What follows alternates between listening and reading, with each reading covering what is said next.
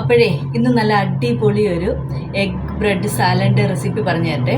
Easy ആയിട്ട് തയ്യാറാക്കാൻ പറ്റും. അതുപോലെ തന്നെ കുട്ടികൾക്കും വലിയവർക്കും ഒക്കെ ലഞ്ച് ബോക്സിലോ ഡയറ്റൊക്കെ ചെയ്യുന്നവർക്കും ഒക്കെ നല്ല പ്രയോജനപ്പെടുന്ന ഒരു സാലഡാണ് കേട്ടോ. അപ്പം നമുക്ക് നേരെ വീഡിയോയിലേക്ക് പോയാലോ. അപ്പം ഈ സാലഡ് റെഡിയാക്കാനായിട്ട് ഞാൻ 5 ബ്രെഡ് ഇതുപോലെ ചെറിയ കഷ്ണങ്ങളാക്കി എടുത്തിട്ടുണ്ട് കേട്ടോ, കട്ട് ചെയ്തെടുത്തിട്ടുണ്ട്. ഇനിയിപ്പം ഇത് ഒന്ന് റോസ്റ്റ് ചെയ്തെടുക്കണം. ഇത് ബട്ടറിൻ്റെ ടേസ്റ്റ് ഇഷ്ടമുള്ളവർക്ക് ബട്ടറിൽ റോസ്റ്റ് ചെയ്യുക, അതല്ലാന്നുണ്ടെങ്കിൽ നെയ്യിൽ റോസ്റ്റ് ചെയ്തെടുത്താലും മതി.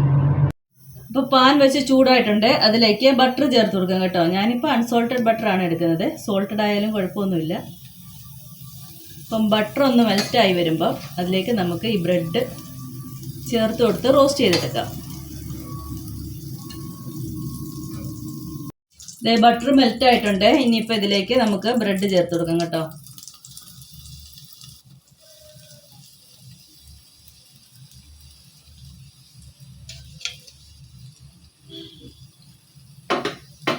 ഞാൻ 2 പ്രാവശ്യമായിട്ട് റോസ്റ്റ് ചെയ്തെടുക്കാമെന്ന് വിചാരിച്ചു, എല്ലാം കൂടി ഇതിൽ ആവില്ല.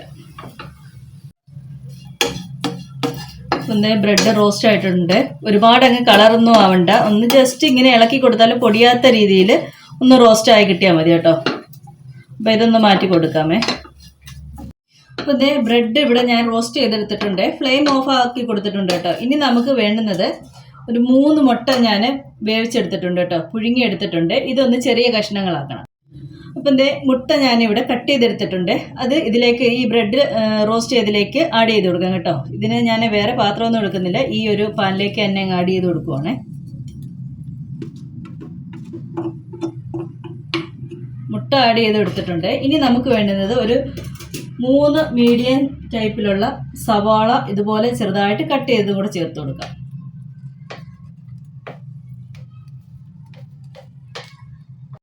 ഇനി ഇതിലേക്ക് ആഡ് ചെയ്യുന്നത് ഒരു 1/4 സ്പൂൺ ചില്ലി ഫ്ലേക്സ് ആണ് കേട്ടോ. ചെറിയൊരു എരിവിന് വേണ്ടിയിട്ട് ചില്ലി ഫ്ലേക്സ് ആഡ് ചെയ്ത് കൊടുക്കുന്നുണ്ട്. അതുപോലെ തന്നെ ഒരു പിഞ്ച് കുരുമുളക് പൊടിയും കൂടെ ആഡ് ചെയ്ത് കൊടുക്കുന്നുണ്ട്. ഇനി ഞാൻ ചേർത്ത് കൊടുക്കുന്നത് മയണൈസ് ആണ് കേട്ടോ. ഇത് മയണൈസ് വേണമെന്നുള്ളവർക്ക് സ്കിപ്പ് ചെയ്യുക, അതിന് പകരം നാരങ്ങാനീര് ചേർത്ത് കൊടുക്കാം കേട്ടോ. ഈ ഒരു സമയത്ത് ഞാനിപ്പോൾ 1 സ്പൂൺ മയണൈസ് ചേർത്ത് കൊടുക്കുന്നുണ്ട്. ഇത് വേണ്ടാന്നുള്ളവർക്ക് നാരങ്ങാനീര് ചേർത്ത് കൊടുത്തിട്ട് ഇതിന് നന്നായിട്ടൊക്കെ മിക്സ് ചെയ്തെടുത്താൽ മതി കേട്ടോ. നമ്മുടെ സാലഡ് റെഡി ആയിട്ടുണ്ട് കേട്ടോ.